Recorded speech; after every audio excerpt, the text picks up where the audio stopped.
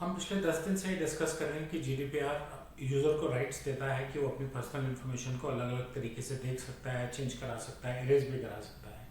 लेकिन उसी के साथ साथ जीडीपीआर एक डेटा प्रोसेसर या कंट्रोलर को भी राइट्स देता है कि वो यूज़र की आने वाली रिक्वेस्ट को रिजेक्ट कर सके। इस वीडियो में हम बात करेंगे कि किस किस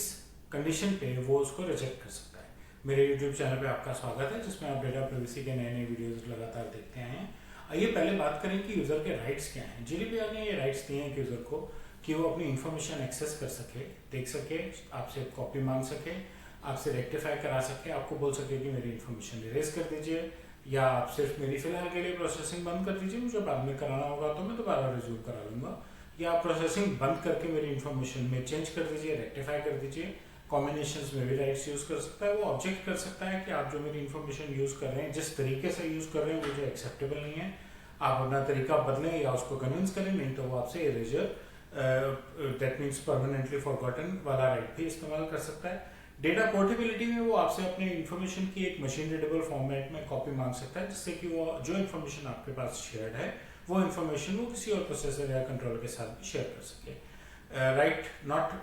to not be subject to automated decision making एक बहुत इंपॉर्टेंट राइट है। अगर आपको लगता है कि आपकी पर्सनल इन्फॉर्मेशन आर्टिफिशियल इंटेलिजेंस के किसी टूल के थ्रू प्रोसेस हो रही है, तो आप रोक सकते हैं और मना कर सकते हैं, और आप कह सकते हैं कि मैं चाहता हूं कि इसको मैनुअल तरीके से एक बार रिव्यू किया जाए। ये कुछ राइट्स हैं जो जीडीपीआर ने यूजर्स को दिए हैं। इनकी समरी और इनकी डिटेल्स पे मेरे चैनल पे आपको बहुत सारे वीडियोस मिलेंगे, आप उनको एक एक करके देख सकते हैं। आज इस वीडियो में हम बात करेंगे जीडीपीआर ने ऐसी कौन सी कंडीशंस अलाउ की हैं जिनमें कोई प्रोसेसर मना कर सकता है कि हम आपकी इस राइट की रिक्वेस्ट को ही रिजेक्ट कर देते हैं।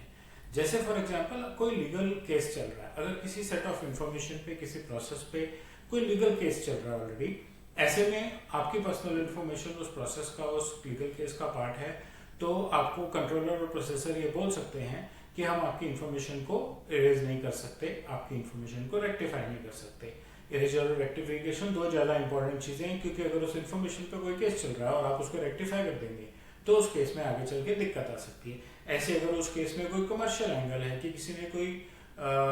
कमर्शियल इंटरेस्ट शो किया हुआ है, कोई पेंडिंग क्लेम पड़ा है लीगली, तो भी वो राइट टू इरेजर जो है उसको रोका जा सकता है। इस केस में तो राइट टू एक्सेस भी और राइट टू रेक्टिफिकेशन भी रोके जा सकते हैं, क्योंकि अगर आप अपनी इन्फॉर्मेशन एक्सेस करके रेक्टिफाई कराएं और उससे कोई लीगल क्लेम पे इम्पैक्ट पड़े तो उसमें दिक्कत आएगी। तो किसी भी केस में जिसमें आपकी इन्फॉर्मेशन किसी लीगल ऑब्लिगेशन में इन्वॉल्व है, उस केस में आपके राइट्स जो हैं वो नहीं यूज कर सकते। आप कंट्रोलर को पूरा हक है कि वो आपके राइट्स को रिजेक्ट कर दे। अगर आपका कंट्रोलर जो है वो डीपीआई यानी कि डेटा प्रोटेक्शन इम्पैक्ट असेसमेंट करता है और उसको लगता है कि आपकी जो इन्फॉर्मेशन है वो सेफ है और वो पब्लिक इंटरेस्ट में है, पब्लिक सिक्योरिटी में यूज हो रही है, नेशनल डिफेंस में यूज हो रही है, तो भी वो आपकी किसी भी राइट को रिजेक्ट कर सकता है, मना कर सकता है। Freedom of expression and information अगर है, यानी कि किसी जर्नलिस्ट की, एकेडमिक की, किसी रिसर्च की, आर्टिस्टिक पर्पसेस में कहीं पे भी आपकी इंफॉर्मेशन यूज हो रही है, आपके कंसेंट से यूज हो रही है, लेकिन क्योंकि आप उसको कोई राइट यूज करना चाहते हैं विड्रॉ करने के लिए, तो उस केस में भी right to access, right to rectification, right to erasure, इनमें किसी में भी आपको कंट्रोलर प्रोसेसर मना कर सकते हैं कि अब आप इस राइट को नहीं यूज कर सकते, क्योंकि ऑलरेडी जो basic freedom of expression and information, जो बेसिक फंडामेंटल राइट है सिटीजन्स का, आपकी इंफॉर्मेशन यहाँ से हटाने से उस पर इम्पैक्ट आ सकता है, इसलिए नहीं हटेगा। अगर आपकी इंफॉर्मेशन पब्लिक हेल्थ में यूज हो रही है, कोई रिसर्च करने के लिए, आइडियली मॉरल केसेस में आपको रिमूव करवानी भी नहीं चाहिए, बट लीगली भी आपको आपका प्रोसेसर रिफ्यूज कर सकता है कि हम आपकी इंफॉर्मेशन को आपको एक्सेस नहीं करने देंगे, रेक्टिफाई नहीं करने देंगे और इरेज नहीं करने देंगे। अगर आपकी किसी इंपॉर्टेंट क्रिटिकल पर्सनल इंफॉर्मेशन से किसी बीमारी का इलाज निकल सकता है, किसी और की जान बच सकती है, तो वो उस इंफॉर्मेशन के लिए प्रोसेसर आपसे साफ मना कर सकता है कि हम इसको नहीं इरेज करेंगे और नहीं रेक्टिफाई करेंगे। पब्लिक इंटरेस्ट के लिए अगर आपकी इंफॉर्मेशन आर्काइव्ड है, जैसे साइंटिफिक पर्पसेस के लिए, कोई हिस्टोरिकल रिसर्च है, कोई स्टैटिस्टिकल पर्पस है जो आपकी लोकल गवर्नमेंट यूज कर रही है, उस केस में भी आपका कोई भी जो राइट जीडीपीआर का दिया हुआ राइट है उसकी रिक्वेस्ट को रिजेक्ट किया जा सकता है। अगर आप बार बार रेक्टिफाई करा रहे हैं, बार बार एक्सेस करके देखना चाहते हैं, तो भी आपकी रिक्वेस्ट को रिजेक्ट किया जा सकता है कि हम बार बार आपको एक ही बात के लिए एंटरटेन नहीं करेंगे। और फाइनली, अगर आपकी इंफॉर्मेशन किसी और की इंफॉर्मेशन के साथ कपल्ड है, अलग नहीं की जा सकती, और उस आदमी ने आपके राइट के लिए कंसेंट नहीं दिया है, तो भी कंट्रोलर आपको मना कर सकता है कि आपका राइट एक्सेप्टेबल नहीं है, क्योंकि आपकी इंफॉर्मेशन ऑलरेडी उनके साथ पेयर्ड है और उन्होंने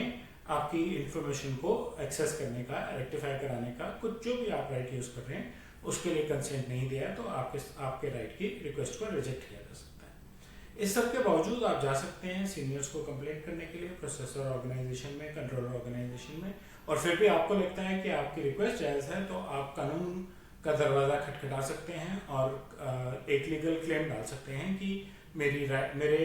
basic fundamental GDPR data privacy rights को